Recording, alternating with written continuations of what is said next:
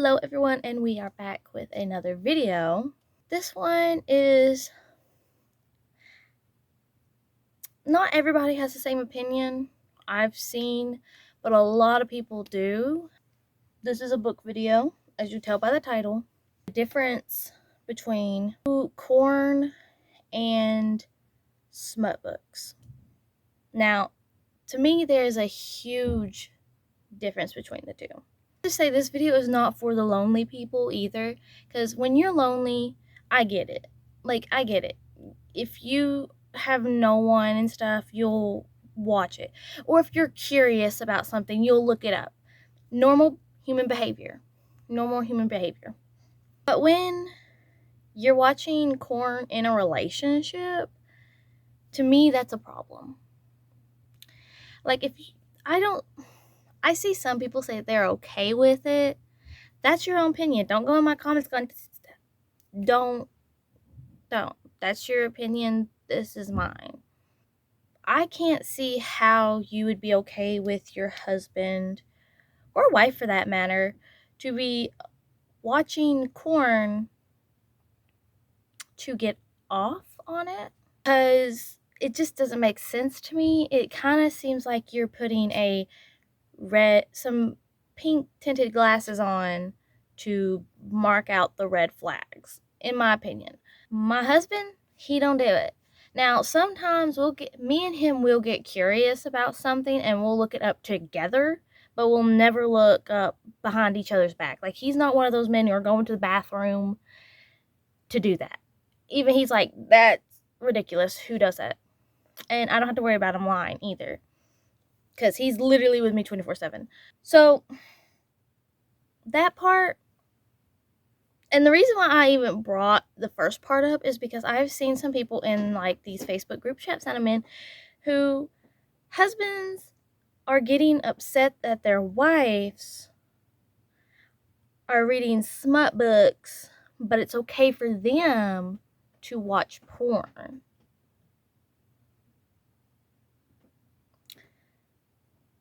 What?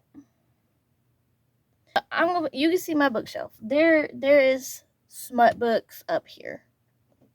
There's smut books up here. You can say that I'm being hypocritical. I'm reading these. Why can't my husband watch porn? I don't stop him. I'm uncomfortable with him watching porn. I am right here. I'm here. I'm always here. I'm always down. There's no point in it, you know? Well, that's one way to make your wife feel useless. Really. Smut books. The difference, this is words on paper. Words on paper. When I open a book, I don't see naked women, naked men as soon as I open my book. I don't. And I don't lust over these. Now, there is some weird stuff on Book Talk in the book community, where weird stuff in the book community called book boyfriends.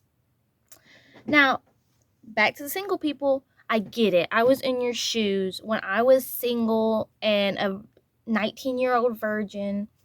I had husbandos. I loved, I was attracted to these characters, and I would call them my little boyfriends, joking matter and stuff.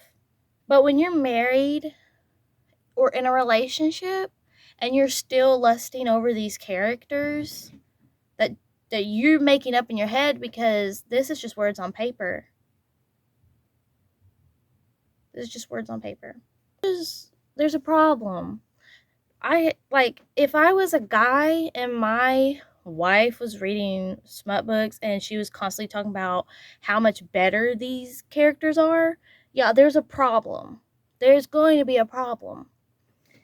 I don't lust after these. I'm not sitting there with a book in front of me and my hand between my legs. That's weird, not normal behavior. That's weird. Now, I get some people learn stuff from these books. Like, I ain't gonna lie, I have learned different stuff that me and my husband can do in these books, but I'm not sitting there just reading porn, just reading smut because it's smut. I don't. H.D. Carlton's work, the reason why I love her work so much is because it's got story. There's backstories, there's story. Yes, there are romance scenes in it because that's how life works. Just like a movie. When you're watching a movie, a rated R movie, or a rated PG-13 movie, because even rated PG-13 movies, there are romance scenes, but it doesn't show anything. It like cuts it. But you know it's implied. Rated R movies, you're watching it. There's romance scenes in Game of Thrones, the biggest one. Do we watch Game of Thrones? No. Have I seen some scenes in Game of Thrones? Yes. That's what I'm talking about. And people think that's okay to watch with your partner. That's okay to watch without your partner. So why is it any different when you're reading? I will say, I am completely uncomfortable with my husband looking up any things like that. And he understands that, and he respects that, and he respects my boundaries. I don't do that behind his back. He don't do that behind my back. Frankly, I'm still trying to get him to read Fourth Wing. I'm still trying to get him he has it on audiobook. But he wants to read the thing too. So this isn't no secret. He's the one that buys them for me. He knows what's in them. He buys them for me. Because I am a stay-at-home mom. I don't make my own money. He buys them for me. He either buys them for me or I get them at McKay's by trading in books I didn't like. Like, let's talk about these ones for example. This is about a friend group and how these love lives came to be. It's not just all about that. I think I own any of them that's just smut. Like, there's a lot of smut in this series. But it's a Hades and Persephone story, and I love reading how people interpret Hades and Persephone's storyline. I love it. Because it's like one of the most famous Greek god and goddess ever. But when you go down here, there's not. Let's show you the difference.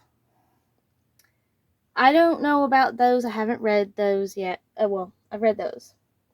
But storyline, right? Like, none of these that I know of have. I might have one on my TBR. I don't know if I have it on TBR. I read a lot of splatterpunk books and like a lot. But manga. I have, let's see, the one that mainly is I stopped reading these when I got into a relationship. But I have them because I like the little storyline.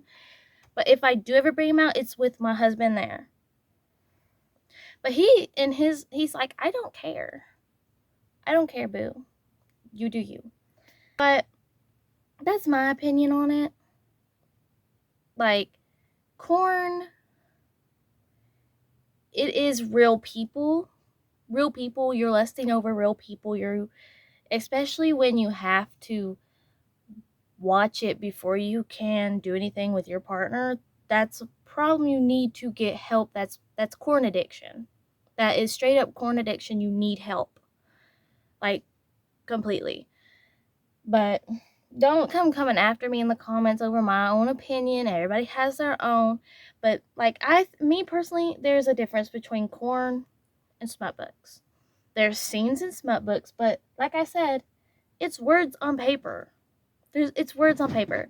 There's no pictures in this. You can buy pictures for it, but like, there's none, like, unless you are deliberately seeking that out. The book boyfriends make no sense if you're in a relationship. I can see how that can make anybody feel small. Just keep mindful of your partner and your relationship. Make sure you're communicating. Make sure you're not hiding anything. Things like that. Like, and guys, if your partner is reading smut books, there is no reason to be like uncomfortable with it. It's mainly just learning new positions that you and her can have fun in. Or him and him, whatever relationship you're in. But if she's talking about it constantly, like the characters, then maybe you need to talk to your partner. You need to talk to your partner that makes you uncomfortable. Communication is key in this part. I've seen lots of people talk about this book. I've yet to read this series, but I've seen a lot of married women on Book Talk talk about a certain character in this book. I've seen millions of married women talk about Zaid. Is Zaid supposed to be an attractive, handsome man? Yes, that's how he's fantasy. It's not real, it's fantasy. That's how he's described. But lusting after him when he's not real and you have a partner and constantly talking about this fantasy guy that your partner cannot be like, let's say you're lusting over this guy and your partner looks nothing like him. That would make anybody feel not good about themselves. You can't get upset about your partner